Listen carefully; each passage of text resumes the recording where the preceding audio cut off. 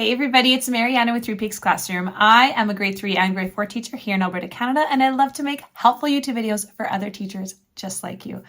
Do you feel stuck in the way that you teach? Are you constantly teaching from a set of slides or direct instruction at the front of the classroom? If you have answered yes, I totally understand where you're coming from.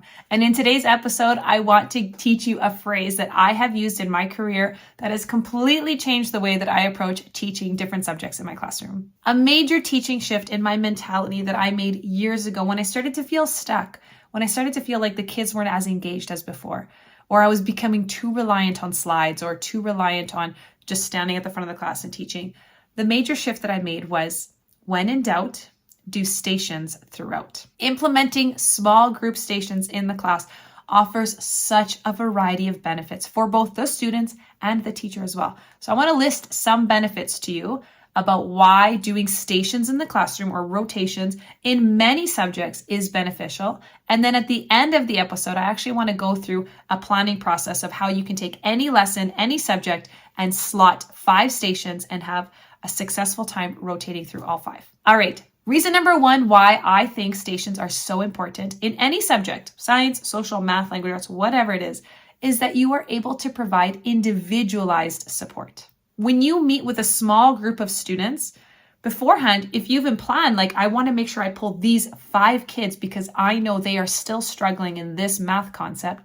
When you are able to pull those like-minded students together, you are able to provide much more targeted and focused instruction to that group. And then likewise, if you have a group of students that are excelling at a topic, then you're able to help them and challenge them with a further topic as well. Reason number 2 why I love to do rotations in my classroom is because there is an increase in student engagement. They are up out of their seats. They are conversing with their group members. They are doing a different activity every 10 or 15 minutes. And so they're not stuck on the same thing, working on the same task. They are up and there's a lot more engagement in the classroom. Collaborative learning is another reason why I love to do stations in the classroom. When you can get students to talk to each other, teach each other, and learn from each other, that's called the constructivist theory approach by Lev Vygotsky. And it is the reason why students are so much more successful in the classroom when they are learning and teaching from each other. It's why I love to do the jigsaw method so much in my classroom. So you have a group of students and you group them and they all become experts on one topic.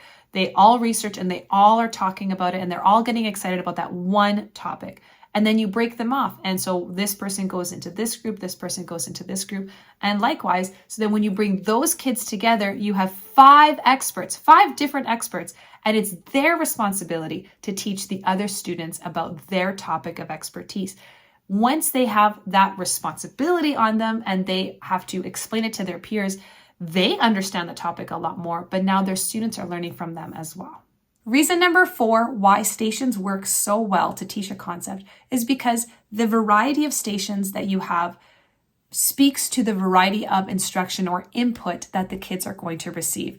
Teaching from a smartboard is just one way that you can teach. But if you're doing that for every single subject, for every single lesson, you can see how it's going to get boring after a while. So if you have a rotation of stations in your classroom where, students are looking at technology for one station, or another station is they're looking at books for research, and then another station is they're working independently, and another one is they're working collaboratively with students, and then the final station is maybe working with the teacher. And every single one of those is a quick 10, 15-minute station. You can see how all of these varied instructional approaches will benefit the students. Reason number 5 why small groups work is because it provides the kids with real-time feedback. So, if they're working with technology, if they're working with partners and they're getting the answer wrong or they make a mistake, their peers can correct them. Or when you're working with a small group of students right then and there and you're noticing a repeated mistake is happening, you can correct that mistake in real time. And it's not at the end of the day after you've marked an assignment that you're noticing, oh shoot, Johnny really isn't getting long division. Darn it. Okay, I'm going to make it in my plans to make sure that I meet with him tomorrow. But if you had small groups and you worked with Johnny, then you could see that he needed help with this part of it. And then you can target that support and then he could continue on and reinforce those skills. And reason number 6 why I like to use small stations in my classroom is because you help to build relationships with your students. When you're seeing them on a more personal level, I'm meeting with a group of 3, 4, 5 students, you get to learn about them a little bit more. You get to learn what works for them. When you're doing a whole class lesson, you're probably going to be keeping your eyes on the students that are at the front that struggle the most, and you're not going to worry about the kids that are at the back because those are typically the ones that get the concepts. But this way, when you meet with 4 or 5 kids, you get to meet with them more on a more individual and more inclusive setting, more intimate setting, I should say. And you get to learn about them and what challenges them and what they excel at as well. So now that you know the why stations work in a classroom, all the benefits to doing stations, let's talk about how. How can you take any lesson that you want to teach and how can you turn it into a rotation of stations where your students are going through all the different stations in your class? Let's just pick social studies for the example. Let's say you have an outcome in social studies that you want to hit with all of your students. The way that I would approach this is, first and foremost, I would teach a whole class lesson so that I know everybody has the same foundational knowledge. So let's say on Monday in the afternoon, I have a lesson explaining to students what natural resources are and which natural resources can be found in Alberta. So I've done that explicit foundational lesson. Then on Tuesday, I'm going to plan my 5-station rotation so that we can reinforce this topic. And here are the 5 stations I would do. Number 1 is I would have some sort of an independent assignment, whether that is, an assignment on Google Classroom or a worksheet to do at your desk or a journal entry, whatever it is. I do like to have a station where the students have to do something individually. So that's number 1. Number 2, I like to have the students rotate into a technology station. So perhaps on Google Classroom, I'm going to assign them an 8 to 10 minute video that talks about natural resources in Alberta, and they have to just sit there and listen and watch. Number 3, I always like to incorporate books. This is a wonderful way for students to get used to reading and looking at books to gather information. And so I will go to the library or I'll pull books from my own classroom library that talk about natural resources in Alberta, and I'll put them in a bin and I'll have students go to the carpet and look at. They just have to flip through and look and talk to their partners about it, talk to their group members about it, or maybe they're able to read them as well. But I will have a whole station dedicated to just books about the lesson objective. Number 4 is a group activity. Now, of course, I like to do stations. I like for my kids to be in a group talking to each other. We know that when students teach and talk to each other, they're more able to retain the information. That's the word. Speaking of retention. So I want them to be in a small group and I will do some sort of an activity. Now I'm going to try and avoid doing written work because they've already done that in their independent activity and they're likely going to do written work with me as a small group. So the group activity, I want them to do probably like a sorting activity of some kind. So, here are pictures of natural resources that can be found in Alberta.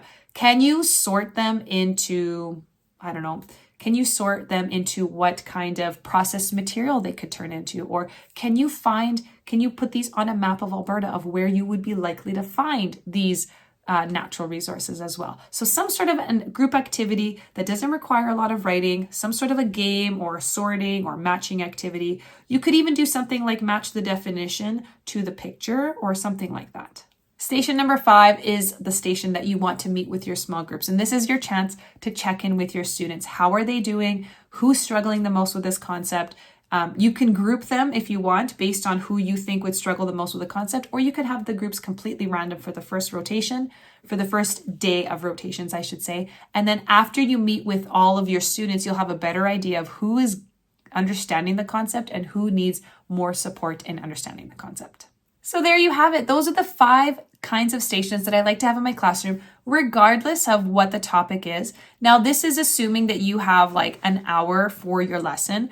Normally for social studies, I teach a 30-minute chunk of social studies, maybe every day, every other day, depending on what the minute allotment is. But if you want to do a full hour of rotations, then maybe on Tuesday, you do a full hour of social studies rotations. And then instead of teaching social studies on Wednesday, maybe that's when you teach science instead. And so I like to try and incorporate all 5 of those stations. If you don't have the luxury of that kind of time, then you could also choose to omit some of the activities. So maybe you want to omit books or a technology piece, or maybe you want to omit yourself as a small group and maybe you want the students to rotate in the other stations instead. All right, there you go. Those are the reasons why I like to have stations in my classroom. But I do want to hear from you. I want to hear if you do stations already. Do you just do daily 5 stations, or do you do math stations, or perhaps have you tried stations in other subjects as well? If you are hesitant to try stations, I would also like to hear from you. I would love to know your reasons for your hesitancy. So just leave me a comment down below and I would love to reply to you. Thank you so much, everybody, for watching. I hope you're having a wonderful day. If you have not yet subscribed to the channel, please go ahead and do so that you don't miss any episodes that I will have coming out in the future. Have a wonderful day. I'll see you guys in the next episode. Bye.